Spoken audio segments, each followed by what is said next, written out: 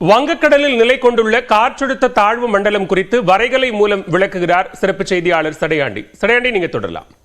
நிச்சயமா பாலவேல், தென்கிழக்கு வங்கக்கடலில் உருவாகி இருக்கக்கூடிய அந்த குறைந்த காற்றழுத்த தாழ்வு பகுதியானது காற்றழுத்த தாழ்வு மண்டலமாக கடற்பரப்பை நோக்கி நிலப்பரப்பை நோக்கி நகர்ந்து வந்து கொண்டிருக்கிறது. கிட்டத்தட்ட 30 கிலோமீட்டர் வேகத்தில் இதனுடைய நகர்தல் இருக்கும் என்று இந்திய வானிலை ஆய்வு மையம் தெரிவித்திருக்கிறாங்க.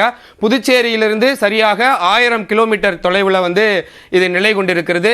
தொடர்ந்து பூமத்திய ரேகை பகுதியில் இருப்பதன் காரணமாக இதனுடைய வேகம் சற்று அதிகரித்திருப்பதாக இந்திய வானிலை ஆய்வு மையம் தெரிவித்திருக்கிறது.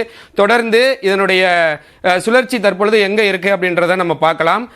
கிட்டத்தட்ட புதுச்சேரியிலிருந்து 1000 கிலோமீட்டர் தொலைவில் இது நிலை கொண்டிருக்கிறது. தொடர்ந்து 30 கிலோமீட்டர் வேகத்திலேயே ஒவ்வொரு மணி நேரத்திற்குமே 30 கிலோமீட்டர் வேகத்தில் தொடர்ந்து நகர்ந்து வந்து கொண்டே இருக்கிறது. இது புயலாக மாறுமா இல்லை ஆழ்ந்த காற்றழுத்த தாழ்வு மண்டலமாகவே கரையை கடக்குமா என்று தொடர்ந்து இந்திய வானிலை ஆய்வு மையம் கண்காணித்துக்கிட்டு இருக்காங்க.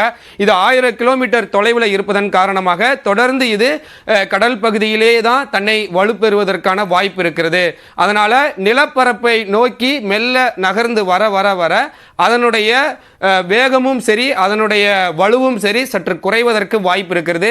ஆனால் தற்பொழுது வரை இந்திய வானிலை ஆய்வு மையம் கொடுத்திருக்கக்கூடிய வரைபடை மூலம் அதனுடைய டைரக்ஷன் என்ன அப்படின்னா, தொடர்ந்து இது மேற்கு வடமேற்கு திசையிலேயே நகர்ந்து இலங்கை கடலோர பகுதியை ஒட்டி அதன் பிறகுதான் நம்ம தென் தமிழ்நாட்டை நோக்கி வருகிறது.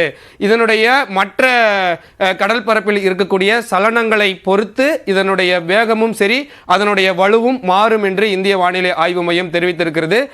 தற்பொழுது கொடுத்திருக்கக்கூடிய தகவல் என்ன அப்படின்னா, 30 கிலோமீட்டர் வேகத்தில் மிக வேகமாக நகர்ந்து வருகிறது. நேற்றைய தினம் ஆழ்ந்த காற்றழுத்த தாழ்வு பகுதியாக உருமாறிய பொழுது அதனுடைய வேகம் மிக மிக குறைவாக இருந்தது.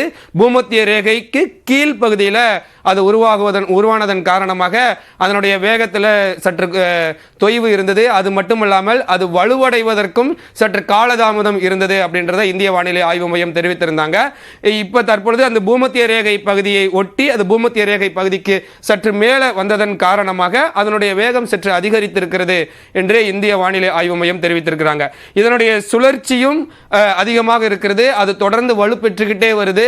அதனுடைய வேகமும் அதிகரிக்கும் பொழுது அது உருவாக்கக்கூடிய மழை மேகங்கள் அனைத்துமே நிலப்பரப்பை நோக்கி அதிகப்படியான மழை மேகங்கள் வருவதற்கு வாய்ப்பு இருக்கிறது. இன்றைய தினத்தை பொறுத்தளவிற்கு அது இலங்கையில தான் அதி கனமழையை உருவாக்கும். மெல்ல மெல்ல நகர்ந்து வர வர வர இந்த இலங்கை பகுதியை கடந்து நம்ம தென் தமிழ்நாட்டு பகுதிக்கு இன்று இரவு மழை பெய்வதற்கு வாய்ப்பு இருக்கு. கனமழை வரை பெய்வதற்கு வாய்ப்பு இருப்பதாக சொல்லியிருக்கிறாங்க. நாளைய தினம் நாளை மறுநாள் தான் தென் தமிழ்நாட்டில் கன முதல் மிக கனமழை, ஒரு குறிப்பிட்ட சில நேரங்களில் அதி கனமழை கூட பெய்யும் என்ற ஒரு எச்சரிக்கையும் இந்திய வானிலை ஆய்வு மையம் கொடுத்திருக்கிறது.